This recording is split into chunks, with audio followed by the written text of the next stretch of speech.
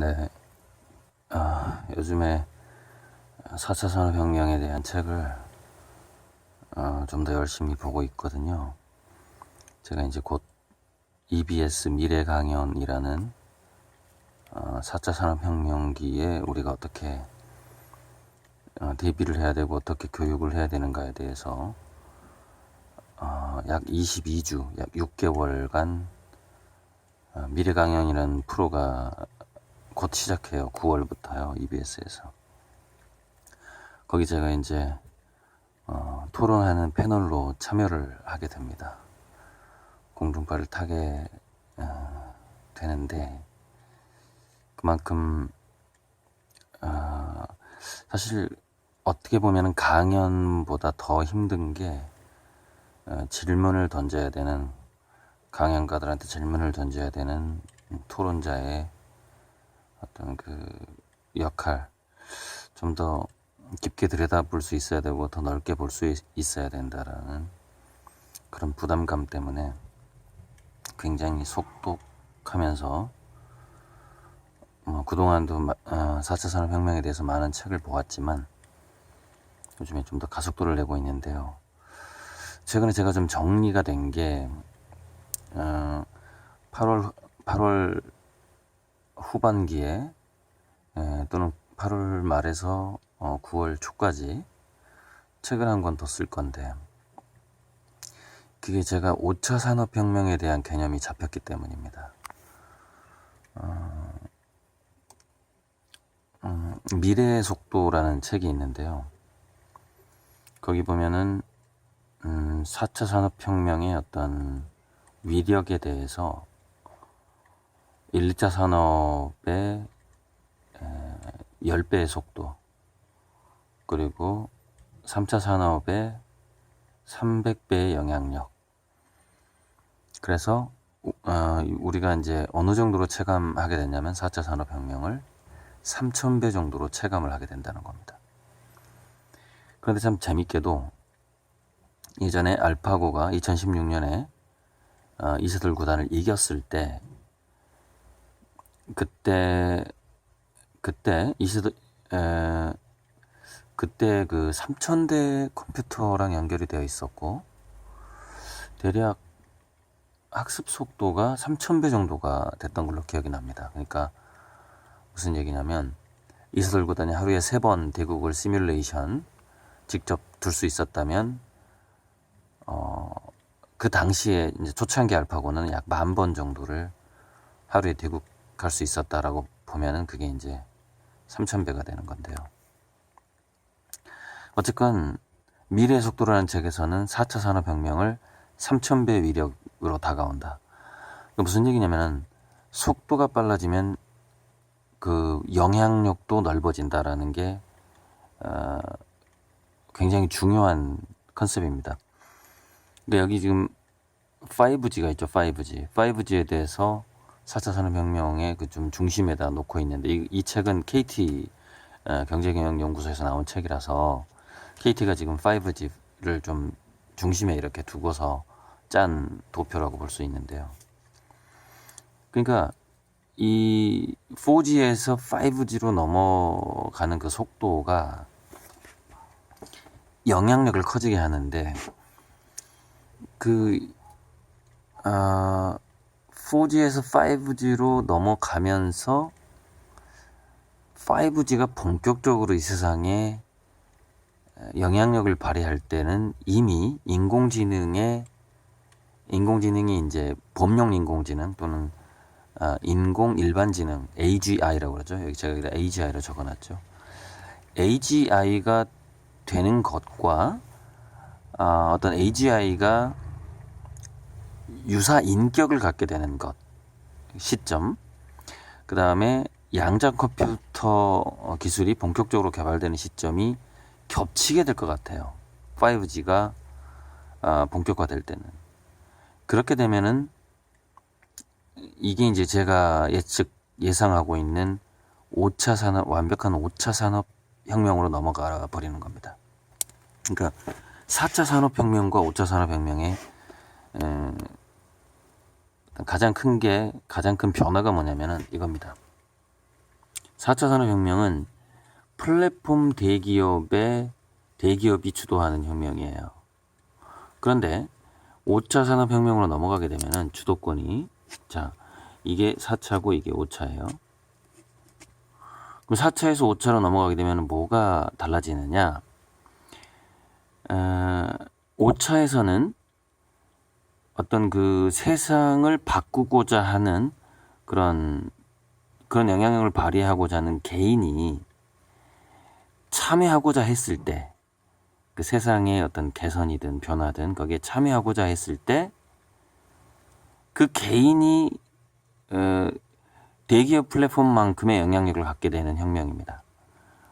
어떻게 개인이 그렇게 혁명을 갖게 될까요? 바로 범용 인공지능이 어느 정도 인격적인 독립을 해버리기 때문에 어떤 특정 개인의 어떤 그 아이디어나 또는 뭔가 지혜가 플랫폼 대기업보다 더 나았을 때는 범용 인공지능하고 양자 컴퓨터, 5G 이런 어떤 하이테크들이 이 개인을 도와줄 가능성이 아주 높다라는 것이죠. 진정한 1인 권력의 시대가 와버리는 거죠. 물론 이제 이 1인은 특정한 한 사람을 지칭하는 게 아니고 이제 개인이라는 개념으로 좀 받아줬으면 좋겠는데, 왜 그러냐면은 이 개인이 실질적으로 물질적인 전 지구적인 영향력을 끼치진 않을지라도 자기만의 가상현실 속에서의 어떤 어느 정도 신이 될 수 있는, 신과 같이 자기 자신을 느낄 수 있는 그런 세상이 또 펼쳐지기 때문에 그렇습니다. 그러니까 실질적으로 물질적인 그 지구상의 인프라에 영향을 줄 수 있는 개인도 생기겠지만, 그렇지는 못하더라도 바닐라 스카이나 13층이라는 그 영화에서처럼 자기 개인의 뜻대로 자기 개인이 만족할 수 있게끔 주변 세상을 느낄 수 있는, 주관적으로 느낄 수 있는, 그래서 실제와 가상이 거의 구분이 안 되는 그 정도까지 발달을 하게 되기 때문에 기업의 시대에서 개인의 시대로 완벽하게 넘어가는 게 4차 산업혁명과 5차 산업혁명의 차이점입니다. 자, 그런데 문제는 뭐냐? 제가 이제 EBS에서 나가서 토론 패널로 나가서 꼭 하고 싶은 얘기가 뭐냐면은 우리 한국의 정치와 경제는 일본이나 중국이나 독일이 지금 4차 산업혁명을 준비하고 있는 것을 물론 따라가야 되겠죠. 그래서 그 하이테크 쪽에 신경을 써야 되겠죠. 물론 그러니까 인간 중심의 지능정보 사회라는 모토로 봤을 때는 인간 중심이라는 점이 이제 교육하고 좀 비슷한데, 인간 중심의 지능정보 사회 실현이라는 모토가 지금 한국형 4차 산업혁명의 모토인데, 여기서 단점이 뭐냐면은 문화가 빠졌다라는 단점이에요. 그러니까 인간 중심의 지능정보 문화사회 실현, 이렇게 해야 돼요. 왜 문화를 여기서 더 강조해야 되냐면은 4차 산업혁명에서 5차 산업혁명으로 넘어갔을 때는 문화적 역량을 가진 개인의 힘이 굉장히 막강해지기 때문에 그렇습니다. 세상에 미치는 영향이. 문화적 역량을 가진, 콘텐츠나 스토리 역량을 가진 또는 예술적인 역량을 가진 개인을 범용 인공지능과 양자 컴퓨터가 도와주는, 그리고 그것을 5G가 그 바탕을 깔아줘 버리게 되는, 그게 이제 5차 산업혁명이기 때문에 그렇습니다. 자, 그런데 우리 교육은 왜, 우리 정치와 경제는 4차 산업혁명을 대비를 해야 되겠지만 지금 이미 닥친 일이기 때문에, 그럼 우리 교육은 왜 5차 산업혁명을 대비해야 되느냐?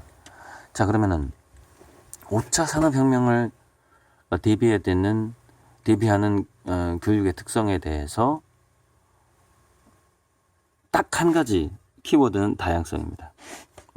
왜냐하면 개인화되기 때문에 그렇습니다. 개인 권력화되기 때문에 다양성이라는 것을 포커싱하지 않으면, 즉 세 가지가 나오죠. 교육은 다양성, 자유. 아이들이 무엇을 배울 것인가에 대한 그 어떤 선택의 자유가 반드시 있어야 되는 것이죠. 선택의 자유라는 것은 어른들이 이거 하는 게 좋겠다, 저거 하는 게 좋겠다라고 말하는 게 아닙니다. 선택의 환경을 만들어 주기만 하면 되는 것이죠. 그걸 이제 저는 어포던스라고 하는 건데요. 내가 지금 다양한 것을 선택할 수 있는 환경 속에 들어와 있구나라는 느낌이 들어야 된다는 것이죠. 그게 진정한 다양성을 구현하는 교육 환경이겠죠. 자, 그러면 우리가 지금 예를 들어서 컴퓨터 코딩 교육이라든지 아두이노 교육이라든지 사물 인터넷, 기초적인 사물 인터넷 교육이라든지 이런 게 우리 교육의 중심이 돼서는 안 된다라는 겁니다. 이거는 정치 경제 쪽에서 산업 쪽에서 현장에서 부딪히면서 현장에서 해결되지 않는 문제들을 하이테크를 동원해서 즉시 학습과 적시 학습으로 지금 현재 해야 될 문제지 4차 산업혁명이 다가온다고 해서 현재 우리 학교에서 4차 산업혁명의 특성으로 주안점을 둬버리면 안 된다라는 것이죠. 자, 이제 그 이유를 말씀드리고 이제 이 동영상을 정리를 하겠습니다. 1784년에 증기기관이 나타난 것을 상징적인 1차 산업혁명기로 보는 겁니다. 그리고 1879년에 전구와 전기가 보급화된 것을 2차 산업혁명의 어떤 출발점으로 보고 1969년 또는 1970년대 PC가 등장한 것을 3차 산업혁명의 출발점으로 봅니다. 자, 4차 산업혁명의 출발점은 2016년에 알파고가 이세돌을 이기는 걸로 저는 잡고 싶습니다. 2016년이죠. 자, 볼까요? 대략 이렇게 되는 겁니다. 여기가 100년, 1차 산업혁명이 100년, 2차 산업혁명이 약 70년, 3차 산업혁명이 약 40년입니다. 그러니까 30 몇 년인가? 40 몇 년이죠. 약 40년이죠. 무슨 얘기냐면은 대략 65%에서 75%의 시간대가 걸리는 그런 좀 패턴을 좀 보이고 있어요. 자, 무슨 얘기냐면은 4차 산업혁명은 몇 년 내에 완성될 것인가를 예측해 봤을 때 제 예측은 24년 내에 거의 완성된다고 예측이 되는 겁니다. 그러니까 40년에 한 60, 70%의 비율을, 그러니까 70%의 비율이라는 것도요, 더 짧아지거든요. 그래서 사실 이거보다 더 빨리 올 수도 있는데, 제가 보수적으로 잡아서 24년이 걸린다고 봐야 돼요. 자, 그러면은 4차 산업혁명에서 5차 산업혁명으로 확 넘어가 버리는, 그러니까 범용 인공지능, 인공보편지능과 양장 컴퓨터와 약 3조 개에서 10조 개의 센서가 전 지구상에 깔리게 되고 100억 개에서 200개의 인공지능에 의해서 컨트롤을 당하거나 또는 그런 어떤 인공지능과의 상호 소통을 하는 로봇들이 지구상에 깔리게 되는 그 시점, 약 2040년입니다. 그 시점이. 자, 그러면은 2040년이 얼마가 남았죠? 24년 남았죠. 24년 후에요. 그러면요, 지금 초중고등학교 학생들이 그냥 다 통칭을 해서 10대들이요, 지금 10살이면은 34세가 되는 나이고요. 20살이면은 44세가 되는 나이예요. 24년 후가. 무슨 얘기냐면 진짜로 얘네들이 제대로 된 활동을 하게 되면 평균 잡아서 활동을 하게 되는 나이가 2040년 경이라는 것이죠. 그럼 생각해 보세요. 지금 우리 교육이 4차 산업혁명의 패러다임으로 돌아가야 되는지 5차 산업혁명의 패러다임으로 돌아가야 되는지, 우리 교육이 4차 산업혁명의 패러다임으로 돌아가야 되는 애들은 누구냐? 지금 당장 창업할 애들입니다.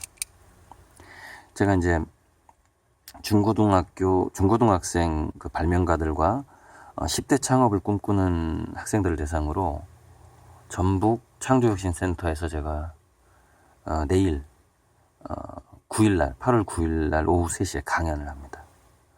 저는 10대 창업가들한테는 4차 산업혁명에서 니치 시장, 한국인만의 틈새 시장으로서 글로벌화 될 수 있는 잠재력이 있는 아이템이 무엇인가에 대해서 강의를 합니다.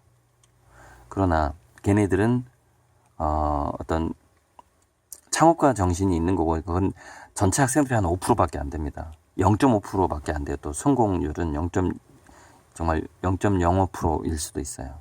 하지만 그 애들 대상으로는 지금 당장에 창업을 해야 되기 때문에 4차 산업혁명의 패러다임으로 제가 강의를 합니다. 그러나 제가 일반 유튜브 강의나 시민들이나 학부모들을 대상으로 강의를 할 때는 5차 산업혁명의 패러다임으로 준비를 하라고 얘기를 합니다. 이상입니다.